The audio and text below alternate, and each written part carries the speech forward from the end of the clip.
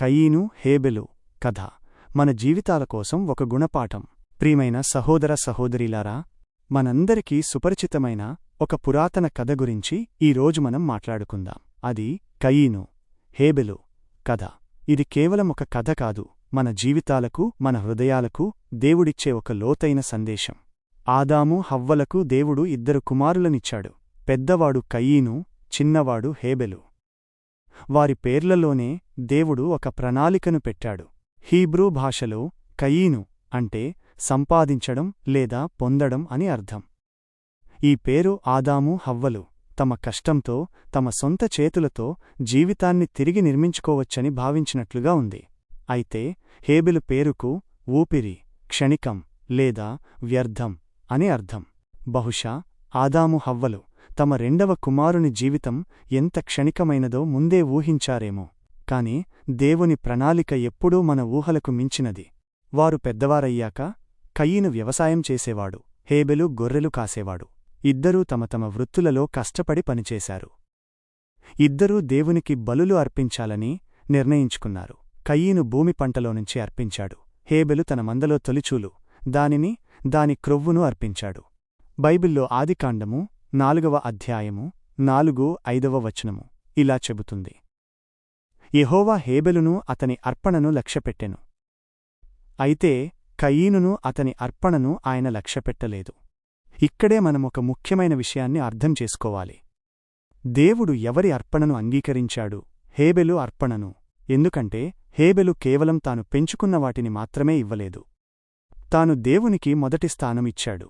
తన వద్ద ఉన్నదానిలో అతి శ్రేష్టమైన దాన్ని, అంటే తన మందలో తొలిచూలు దానినిచ్చాడు. బైబిల్లో రక్తమునకు చాలా ప్రాధాన్యత ఉంది. రక్తము చిందించడం లేకుండా పాపక్షమాపణ లేదు అని హెబ్రీయులకు 9వ అధ్యాయము 22వ వచనములో ఉంది. హేబెలు బలి అర్పణ భవిష్యత్తులో దేవుడు మన పాపాల కోసం చిందించబోయే యేసు ప్రభువు రక్తాన్ని సూచిస్తుంది. కయీను విషయంలో చూస్తే అతడు భూమి పంట నుంచి అర్పించాడు. బహుశా అతడు తన శ్రమకు దేవుడు ఇచ్చే ప్రతిఫలంగా భావించి ఉండవచ్చు. దేవుని దయను అర్థం చేసుకోకుండా తన సొంత కష్టానికి గొప్పతనాన్ని ఆపాదించాడు. అంతేకాక దేవుడు అతడి అర్పణను అంగీకరించినప్పుడు అతడికి కోపం వచ్చింది. ఆ కోపం ఎంతలా పెరిగిందంటే దేవుడు స్వయంగా అతన్ని హెచ్చరించాల్సి వచ్చింది. నీవు మంచిగా ప్రవర్తించిన ఎడలా తల ఎత్తుకొనవా? ప్రవర్తింపని ఎడలా వాకిట పాపము పొంచియుండును. నీ ఎడల దానికి కోరిక కలుగును, నీవు దానిని ఏలవలెను అని ఆదికాండము 4వ అధ్యాయము 7వ వచనములో ఉంది. కాని కయీను దేవుని మాట వినలేదు. అతడు తన హృదయంలో ద్వేషాన్ని పెంచుకున్నాడు. తన సోదరుడు హేబెలును పొలంలో ఒంటరిగా ఉన్నప్పుడు చంపేశాడు. ఇది ప్రపంచంలో మొదటి హత్య. ఇక్కడే మనం మన హృదయాలను జాగ్రత్తగా పరిశీలించుకోవాలి. కయీను కోపం కేవలం హేబెలు మీద మాత్రమే కాదు, అది దేవుని మీద కూడా. తన అర్పణను అంగీకరించినందుకు దేవుని మీద పగపెంచుకున్నాడు. హీబ్రూ భాషలో పాపము అనే మాటకు మూలపదం చటా. దీని అర్థం లక్ష్యం తప్పడం లేదా త్రోవ తప్పడం. కయీను లక్ష్యం తప్పాడు. దేవుని వైపు కాకుండా తన స్వార్థం వైపు చూశాడు. అలాగే మనం కూడా దేవుని వైపు చూడకుండా మన స్వంత ప్రణాళికల వైపు చూసినప్పుడు మనం కూడా మన జీవితాల్లో లక్ష్యం తప్పి పాపం చేస్తాం. ఈ కథ మనకు ఏమి నేర్పుతుంది? 1. హృదయం ముఖ్యం. దేవుడు మనమిచ్చే బహుమతిని మాత్రమే కాదు, ఆ బహుమతిని ఇచ్చే హృదయాన్ని చూస్తాడు. హేబెలు అర్పణ అంగీకరించబడింది ఎందుకంటే అతడు దేవుని పట్ల ప్రేమతో, వినయంతో, పశ్చాత్తాపంతో దేవునికి అన్నిటికంటే శ్రేష్టమైనది ఇచ్చాడు. 2. అసూయ. కోపం ప్రమాదకరం. కయీను అసూయ, కోపం అతన్ని హత్య చేయడానికి ప్రేరేపించాయి. ఈ భావాలు మన హృదయంలో పాతుకుపోతే అవి మనల్ని దేవుని నుంచి దూరం చేస్తాయి, మన సంబంధాలను నాశనం చేస్తాయి. 3. పాపానికి శిక్ష తప్పదు. కయీనుకు దేవుడు శిక్ష విధించాడు.